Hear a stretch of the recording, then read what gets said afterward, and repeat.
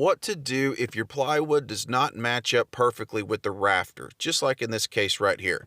It should go right to the middle of that rafter, but it's no sweat. Here's how you handle this. This piece of plywood here should naturally rest right in the middle of that rafter, or this case right here, where two pieces of plywood just don't match up, and we need to make those marry up with the correct seam.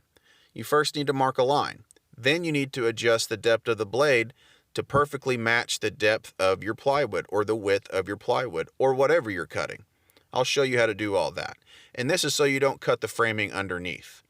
First, you find that right there and you press it up. And what that will do is that will release this guide to whatever depth you're going to end up at. All right, and I'm about to show you how you need to set that depending on the width of the board that you are cutting. You find that mark right there, and you match it up with whatever depth you need. There's all kinds of markings.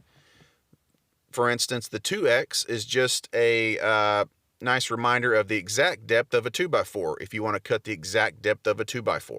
In my case, for this project, I need to set it right there for a 1/4 inch piece of plywood. Once you get everything set to the proper depth, you push that lever back down, and that sets everything, and now your saw is ready to go. If you want to take a few minutes to browse around the channel or click a link, you can see cool stuff like how I cleared 10 acres of land in one weekend with a forestry mulcher rental with no experience. Now all you need to do is just get up there and make the cut. This shows how I was able to turn my tractor into a lift to create a nice standing surface to make a great cut. And the better standing surface you have, usually the better cuts you make.